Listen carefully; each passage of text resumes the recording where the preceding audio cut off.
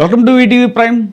ఇది ఒక ఎగ్జాంపుల్. ఇది నేను ఓవర్ నైట్ మార్చే పరిస్థితి కాదు. చంద్రబాబు నాయుడు గారు 24 గంటలు చేసే జపం పీపీపీ ఏది కూడా ప్రభుత్వంలో ఉండడం ఆయనకి ఇష్టం లేదు. తాజాగా మనం ఉద్యోగుల విషయంలో చెప్పుకున్నాము. ఎన్ని చర్చలు అన్నారు, అవన్నారు, ఇవన్నారు. మొత్తానికి వాళ్ళ యొక్క ఉద్యమ సన్నాహక సభలను కూడా నీరుగార్చేలాగా, అవి వాయిదా వేసుకునేలాగా వాళ్ళని చర్చలుగా పేరుతోటి పిలిచి ఏవి వాళ్ళ డిమాండ్స్ ఏవి కూడా నెరవేర్చకపోగా తాజాగా ఆయన అతిపెద్ద బాంబు పేల్చారు. మనం చూసాము. ఆర్థిక పత్రం మీద ఆర్థిక పరిస్థితి మీద శ్వేతపత్రం ప్రకటించేటువంటి ఆ సభలో, ఆ మీటింగ్లో ప్రభుత్వోద్యోగులు తలకమించిన భారం అయిపోతున్నారు. స్టేట్ రెవెన్యూలో, స్టేట్ ఓన్ రెవెన్యూ అంతా కూడా వాళ్ళకే అయిపోతుంది. అదీగాక 110% జగన్మోహన్ రెడ్డి వైసీపీ హయాంలో, వాళ్ళ ప్రభుత్వ హయాంలో పెంచేయటం అనేటువంటిది చాలా పెద్ద తలనొప్పి అయిపోయింది. దాన్ని నేను 95%కి తగ్గించాను, ఇంకా తగ్గించే ప్రయత్నాలు చేస్తున్నాను. వీళ్ళు వచ్చిన తర్వాత 110%, 110% అంటే దగ్గర 23% పెరిగిపోయింది. అక్కడి నుంచి మళ్ళీ ఇప్పుడు 13-14% తగ్గించాం అని చెప్తూ ఆ లెగసీని కంటిన్యూ చేయటం, అంటే వైసీపీ పెంచినటువంటి ఉద్యోగులు జీతభత్యాలు అవి కూడా వాటిని ఆ లెగసీని కంటిన్యూ చేయటం అనేటువంటిది నాకు తలకమించిన భారం అవుతుందని బాహాటంగానే చెప్పేశారు ఆయన. ఎందుకనంటే రేపు పొద్దున ఉద్యోగుల్లో తీవ్రమైనటువంటి వ్యతిరేకత వస్తే కనుక, అది ప్రజలు దానికి మద్దతు ఇస్తే కనుక ఎక్కడ అది మూలాలు కదిలిపోతాయో, ప్రభుత్వ మూలాలు కదిలిపోతాయేమో అనేటువంటి భయంతో ముందుగానే ప్రజలను అప్రమత్తం చేసి, ప్రజల దృష్టిలో ఉద్యోగులను విలన్లుగా మార్చేటువంటి, వాళ్ళని ఒక దోపిడీ వర్గంగా మార్చేటువంటి ప్లాన్లో భాగంగా ఉద్యోగస్తులు తలకమించి భారం అయిపోతున్నారు. మీ ట్యాక్సులు కదా అని గతంలో కూడా మనం చూసాము.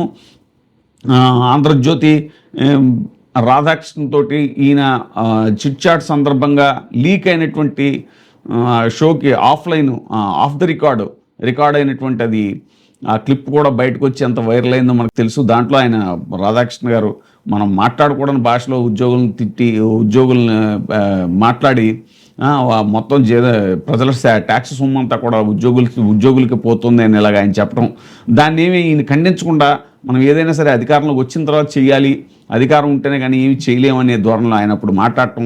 సరే, ఇప్పుడు అధికారంలోకి వచ్చిన తర్వాత, అంతకుముందు కూడా ఆయన అంతే, ఎప్పుడు ఆయన పెంచింది ఏమీ లేదు చంద్రబాబు నాయుడు గారు. కానీ ఎన్నికల ముందు మాత్రం వాగ్దానాలు ఇవ్వటంలో, వాళ్ళని నమ్మబలకటంలో మాత్రం ఆయన సిద్ధహస్తులు అనేటువంటిది ఈసారి కూడా ఉద్యోగులు యాస్టీజ్ అలాగే ఆయన మాటలు నమ్మి ఆయన గెలిపించడం జరిగింది. అయితే వాళ్ళ డిమాండ్స్లో ఒకటైనటువంటి అవుట్సోర్సింగ్ ఉద్యోగుల విషయంలో కూడా ఈ ఉద్యోగులు చేసి డిమాండ్ చేస్తుంది, వాళ్ళని రెగ్యులరైజ్ చేయాలి, అది ఇది అని చెప్పేసి వాళ్ళ డిమాండ్స్ని కూడా ముందు పెట్టింది. వాళ్ళందరికీ కూడా ఇది గౌరవమైనటువంటి వేతనం స్కేలు ఇవన్నీ కూడా సెట్ చేయాలి, వాళ్ళని కూడా సర్వీస్ రూల్స్లోకి తీసుకురావాలి. అవుట్సోర్సింగ్ ఉద్యోగుల్ని వాళ్ళని అలా వదిలేయటం కరెక్ట్ కాదు అని ఓ పక్క వాళ్ళు డిమాండ్ చేస్తుంటే, తాజాగా పురపాలక సంస్థలు, కార్పొరేషన్, మున్సిపాలిటీలు చేయాల్సినటువంటి పనుల్ని అవుట్సోర్సింగ్ చేసేలాగా APCRDA, Andhra Pradesh capital region development authority వాళ్ళు ఇప్పుడు అవుట్సోర్సింగ్ని నియమించుకుంటున్నారు.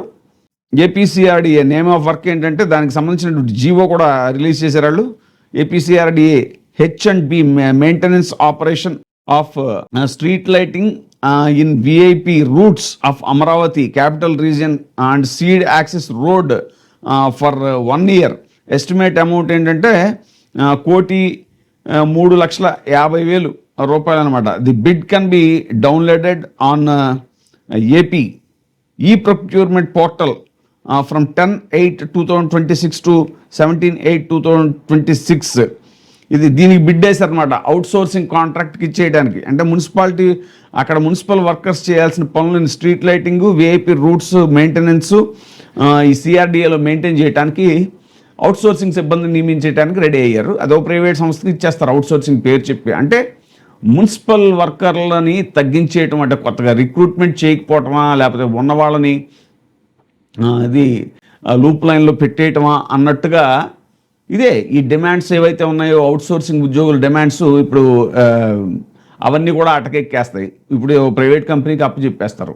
అంటే మున్సిపాలిటీ వాళ్ళకి తిలోదకాలు ఇచ్చేసేటువంటి, వాళ్ళకి మంగళం పాడేసేటువంటి ఒక ప్రయత్నం ఏదో జరుగుతోంది అనేలాగా. అంటే కొత్త రిక్రూట్మెంట్ చేయకపోవడం అంతే, కొత్తగా రిక్రూట్మెంట్స్ ఏమి ఉండవు. ఆయన అదే చెప్తున్నారు పదే ప్రభుత్వ రంగంలో కొత్తగా రిక్రూట్మెంట్స్ ఇవ్వలేము, ప్రైవేటు ఉద్యోగాలు కల్పించాలి, ఇవే అనమాట.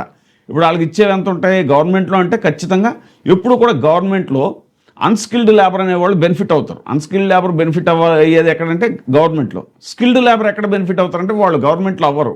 అందుకే ఇప్పుడు మనం చూస్తే కనుక ఇస్రోలో శాస్త్రవేత్తలు వాళ్ళంతా ఎందుకు వెళ్ళిపోతారంటే వాళ్ళంతా స్కిల్డ్ సైంటిస్టులు ఎవరైతే ఉన్నారో వాళ్ళకి ప్రైవేట్ రంగంలో మంచి మంచి ఆఫర్స్ ఉంటాయి. కానీ అదే స్కిల్డ్ దీనికి అన్స్కిల్డ్కి మళ్ళీ ప్రైవేట్లో ఛాన్సెస్ ఉండవు.